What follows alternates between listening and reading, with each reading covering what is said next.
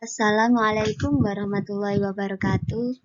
Perkenalkan, nama saya Dwi Yuliana Andani dari Prodi Pendidikan Guru Madrasah Ibtidaiyah semester 3 kelas A. Ini saya akan menjelaskan tentang kurikulum pendidikan perspektif filosofis. Pengertian kurikulum. Secara harfiah, kurikulum berasal dari bahasa Latin, curriculum, yang berarti bahan pengajaran. Ada pula yang mengatakan berasal dari bahasa Prancis, courir, yang artinya berlari. Secara etimologi, kurikulum berasal dari bahasa Yunani, yaitu courir, yang artinya pelari, dan courir, yang artinya jarak yang harus ditempuh oleh pelari. Istilah ini pada mulanya digunakan di dunia olahraga yang berarti a little research, suatu jarak yang harus ditempuh dalam pertandingan olahraga. Berdasarkan pengertian ini, dalam konteks dunia pendidikan, kurikulum berarti circle of instruction, yaitu suatu lingkaran pembelajaran di mana guru dan peserta didik terlibat di dalamnya. Ada pula yang mengatakan kurikulum ialah arena pertandingan tempat pelajar bertanding untuk menguasai pelajaran untuk mencapai garis penamat, berupa diploma, ijazah, atau gelar kesarjanaan. Kurikulum adalah rancangan pengajaran yang berisi sejumlah mata pelajaran yang disusun secara sistematis sebagai syarat agar tercapainya suatu program pendidikan tertentu. Kurikulum menjadi suatu istilah untuk menunjukkan pada sejumlah mata pelajaran yang harus ditempuh untuk mencapai tujuan akhir, yaitu suatu gelar sarjana maupun ijazah.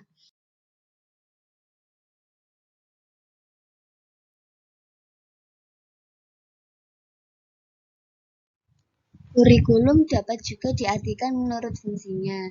Yang pertama, kurikulum sebagai program studi.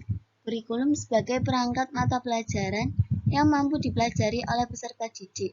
Yang kedua, kurikulum sebagai konten. Kurikulum adalah sebagai data atau informasi yang terdapat dalam buku-buku kelas tanpa dilengkapi dengan data atau informasi lain yang memungkinkan timbulnya belajar. Yang ketiga, kurikulum sebagai kegiatan terencana. Kurikulum merupakan kegiatan yang direncanakan tentang hal-hal yang akan diajarkan dengan cara bagaimana hal itu dapat diajarkan hingga berhasil. Yang keempat, kurikulum sebagai hasil belajar. Kurikulum sebagai seperangkat yang bertujuan untuk memperoleh suatu hasil tanpa menjelaskan secara terperinci cara-cara yang dituju untuk memperoleh hasil tersebut, atau seperangkat hasil belajar yang telah direncanakan dan diinginkan.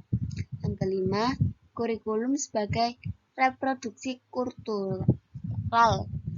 Kurikulum sebagai transfer dan refleksi butir-butir kebudayaan masyarakat agar dimiliki dan mudah dipahami anak generasi muda. Yang keenam, kurikulum sebagai pengalaman belajar. Kurikulum sebagai keseluruhan pengalaman belajar yang direncanakan di bawah pimpinan sekolah. Yang ketujuh, kurikulum sebagai produksi. Kurikulum sebagai seperangkat tugas yang harus dilakukan untuk mencapai hasil yang ditetapkan terlebih dahulu.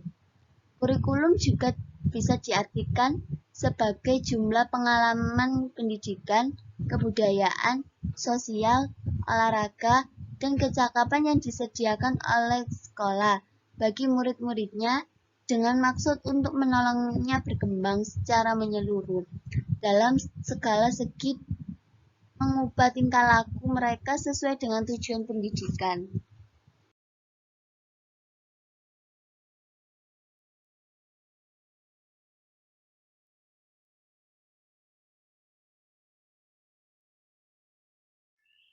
Pengertian kurikulum pendidikan Islam. Mengenai kurikulum dalam pendidikan Islami, maka kurikulum dikenal dengan istilah manhaj yang disandarkan pada bahasa Arab.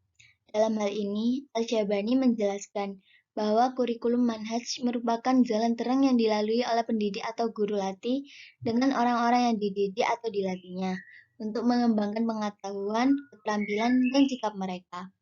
Kurikulum merupakan sarana pendidikan yang harus ditempuh secara integral guna mencapai tujuan pendidikan, sebagaimana Islam memandang bahwa tujuan dari pendidikan adalah membentuk kepribadian seseorang yang membuatnya menjadi insan kamil.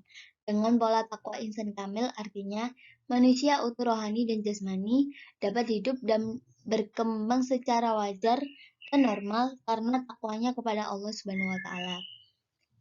Mengenai kurikulum tersebut, Jalaluddin menjelaskan bahwa hakikat kurikulum dalam pendidikan Islam adalah berupa bahan-bahan atau materi, aktivitas, dan pengalaman-pengalaman yang mengandung unsur ajaran ketauhidan yang diberikan kepada manusia sejak lahir sampai ke liang kubur, untuk membentuk akhlak yang mulia sesuai dengan hakikat penciptaan manusia, dan juga sebagai hamba Allah dan khalifahnya di muka bumi dalam bentuk konsep seutuhnya.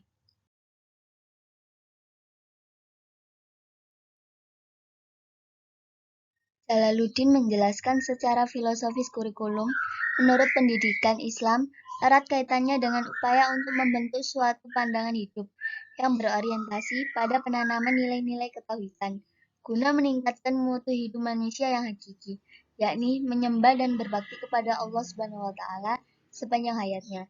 Akhirnya, pengertian kurikulum Islami adalah segala usaha dan aktivitas pendidikan yang membantu peserta didik dalam menumbuh kembangkan kepribadiannya sesuai dengan fitrah penciptaan manusia, yang menjadikan sebagai hamba Allah yang patuh dan setia, sekaligus mengemban amanat sebagai khalifah Allah yang akan memakmurkan kehidupan bumi. Esensi kurikulum dalam perspektif falsafah pendidikan Islam. Kurikulum adalah alat atau instrumen untuk mendidik peserta didik untuk mengembangkan potensi jismiyah dan ruhiyahnya, agar peserta didik mampu menuju kepada Tuhannya. Jadi, substansi pembahasan ini adalah mengenai hakikat atau dasar kurikulum dalam sudut pandang filsafat pendidikan Islam. Jika kurikulum merupakan suatu jalan atau manhaj, maka esensi kurikulum adalah Al-Quran dan Hadis. Al-Rasyidin dalam suatu hadis diterangkan bahwa menjelang Rasulullah SAW wafat, beliau menegaskan, ia tidak meninggalkan harta benda yang dipusakai, akan tetapi beliau mewasiatkan agar berpegang teguh kepada Al-Quran dan Hadis.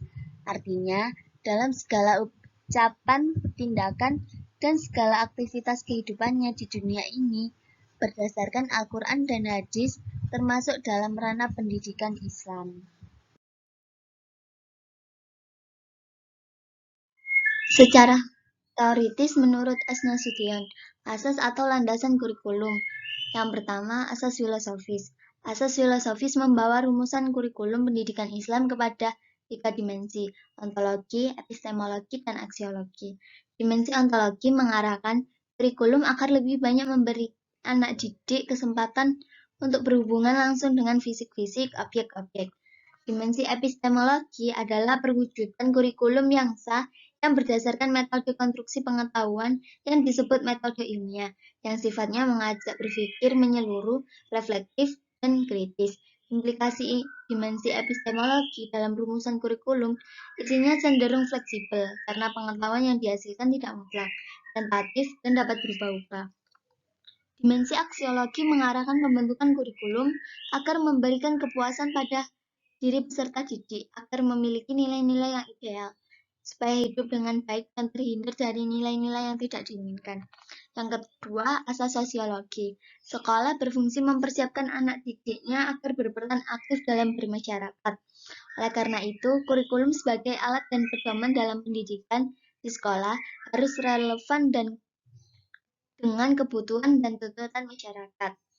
Dengan demikian, dalam konteks ini, sekolah tidak hanya berfungsi untuk mewariskan kebudayaan dan nilai-nilai suatu masyarakat, akan tetapi sekolah juga berfungsi untuk mempersiapkan anak didik dalam kehidupan bermasyarakat.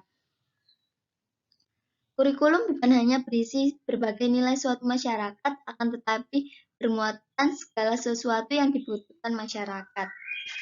Yang ketiga, asas organisatoris. Asas ini memberikan dasar-dasar dalam bentuk bagaimana bahan itu disusun dan bagaimana penentuan luas dan urutan mata pelajaran. Yang keempat, asas psikologi. Kurikulum merupakan pedoman bagi guru dalam mendidik anak didik sesuai dengan yang diharapkan dalam tujuan pendidikan. Secara psikologis, anak didik memiliki keunikan dan perbedaan-perbedaan, baik perbedaan bakat, minat, ataupun potensi yang dimilikinya sesuai dengan tahapan perkembangannya. Dengan alasan itu, kurikulum harus memperhatikan kondisi psikologis perkembangan psikologi belajar anak.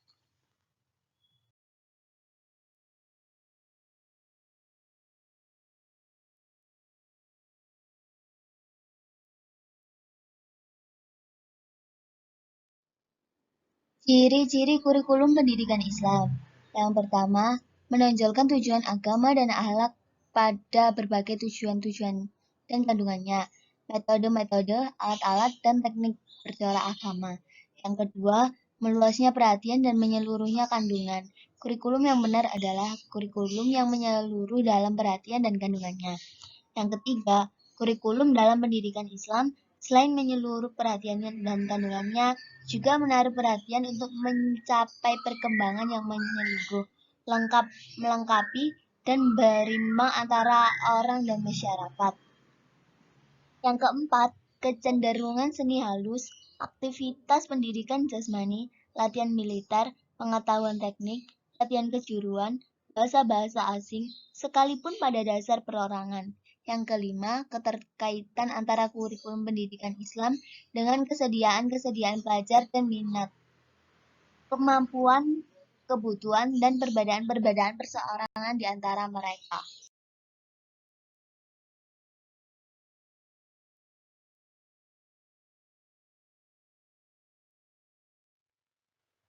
Prinsip kurikulum pendidikan Islam.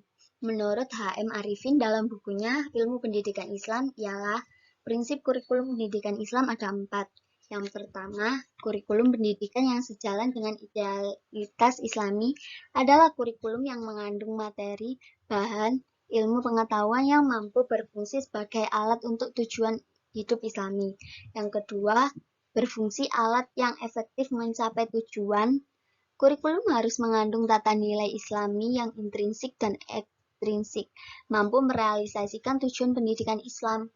Yang ketiga, kurikulum yang bercirikan Islami diproses melalui metode yang sesuai dengan nilai yang terkandung di dalam tujuan pendidikan Islam. Yang keempat, antara kurikulum, metode, dan tujuan pendidikan harus saling menjiwai pendidikan Islam. Dalam proses mencapai produk bercita-citakan menurut ajaran Islam. Ada juga menurut Al-Taumi, sebagaimana yang dikutip oleh Muhammad Zain dalam bukunya Materi Filsafat Pendidikan Islam. Prinsip dasar yang harus dipegangi dalam menyusun kurikulum pendidikan Islam adalah yang pertama, kurikulum pendidikan Islam harus bertautan dengan agama, termasuk ajaran dan nilainya. Yang kedua, tujuan dan kandungan kurikulum pendidikan Islam harus menyeluruh atau universal. Yang ketiga, tujuan dan kandungan kurikulum pendidikan Islam harus adanya keseimbangan. Yang keempat, kurikulum pendidikan Islam harus berkaitan dengan bakat, minat, kemampuan, dan kebutuhan anak didik, serta alam lingkungan di mana anak didik tersebut hidup. Kurikulum pendidikan Islam harus dapat memelihara perbedaan individu di antara anak didik dalam bakat, minat, kemampuan, dan kebutuhan mereka. Yang keenam, kurikulum pendidikan Islam harus mengikuti perkembangan dan perubahan zaman, filsafah, prinsip, dasar, tujuan, dan metode pendidikan Islam harus dapat memenuhi tuntunan zaman. Yang ketujuh, kurikulum pendidikan Islam harus bertautan dengan pengalaman dan aktivitas anak didik dalam masyarakat. Menurut Horne menyatakan bahwa kurikulum didasarkan pada yang pertama, kecakapan yang akan diperoleh anak didik melalui belajar. Yang kedua, tuntutan dari masyarakat sekitar atau lingkungan. Yang ketiga, lingkungan jagat raya, tempat manusia hidup yang berhubungan dengan pandangan dan analisis filsafat. Prinsip kurikulum dalam pendidikan Islam menghendaki adanya keterkaitan antara kurikulum dengan sumber pokok agama Islam, yaitu Al-Quran dan Hadis, dimanapun dan kapanpun pendidikan itu berlangsung. Dari sini dapat dikemukakan bahwa falsafah atau pandangan hidup suatu masyarakat tentang pendidikan tidak dapat dipisahkan dari prinsip kurikulum pendidikan Islam yang bersumber dari ajaran pokok agama Islam, yaitu Al-Quran dan Hadis.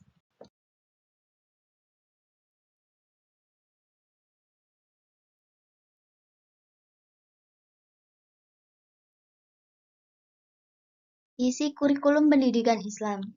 Yang pertama, isi kurikulum yang berorientasi pada ketuhanan. Rumusan isi kurikulum yang berkaitan dengan ketuhanan, mengenal zat sifat, perbuatannya, dan relasinya terhadap manusia dan alam semesta. Bagian ini meliputi ilmu kalam, ilmu metafisika alam, ilmu fikih, ilmu akhlak tasawuf, ilmu-ilmu tentang Al-Quran dan As-Sunnah, tafsir, mustalah, linguistik, usul fikih, dan sebagainya. Isi kurikulum ini berpijak pada wahyu Allah Subhanahu wa taala. Yang kedua, isi kurikulum yang berorientasi pada kemanusiaan. Rumusan isi kurikulum yang berkaitan dengan perilaku manusia, baik manusia sebagai makhluk individu, makhluk sosial, makhluk berbudaya, dan makhluk berakal. Bagian ini meliputi ilmu politik, ekonomi, kebudayaan, sosiologi, antropologi, sejarah linguistik, seni, arsitek, filsafat, psikologi, pedagogis, biologi, kedokteran, perdagangan, komunikasi, administrasi, matematika, dan sebagainya. Isi kurikulum ini berpijak pada ayat-ayat An-Fusi. Yang ketiga, isi kurikulum yang berorientasi pada kealaman. Rumusan isi kurikulum yang berkaitan dengan fenomena alam semesta sebagai makhluk yang diamanatkan untuk kepentingan manusia. Bagian ini meliputi ilmu fisika, kimia, pertanian, perhutanan, perikanan, farmasi, astronomi, ruang angkasa, geologi, geofisika, botani, zoologi, biogenetik, dan sebagainya. Isi kurikulum ini berpijak pada ayat-ayat Al-Faqih.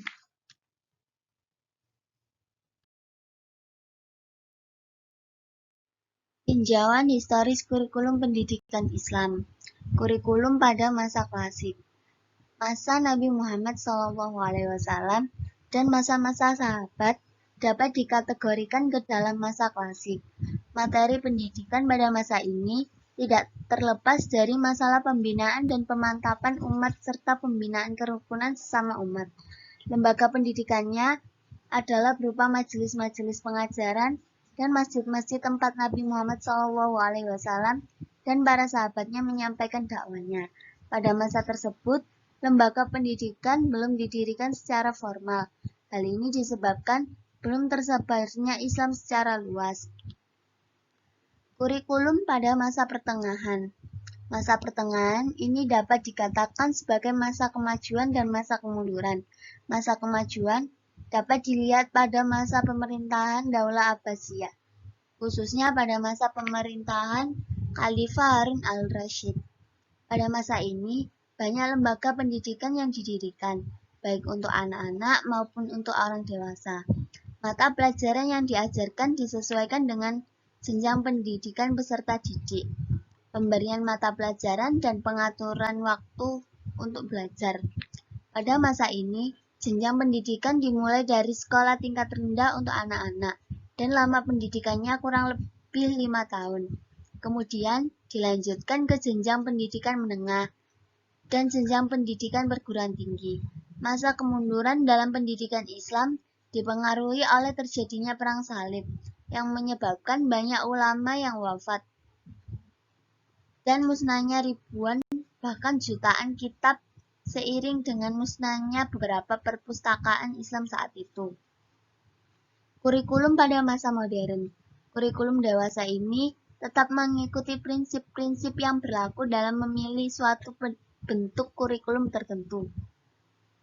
Di antara prinsip-prinsip tersebut adalah yang pertama, suatu kurikulum selain dapat memberikan nilai keilmuan yang murni, seharusnya juga dapat memberikan tuntunan terhadap peserta didik agar ia mampu memanfaatkan ilmunya dalam kehidupan sesuai dengan bakat dan keahliannya. Kedua, seharusnya kurikulum pendidikan Islam dapat mengintegrasikan ilmu yang berkaitan dengan keduniaan dan ajaran Islam. Misalnya, figur Imam Abu Hanifah. Selain ahli fikih, ia juga sangat cakap dalam berdagang.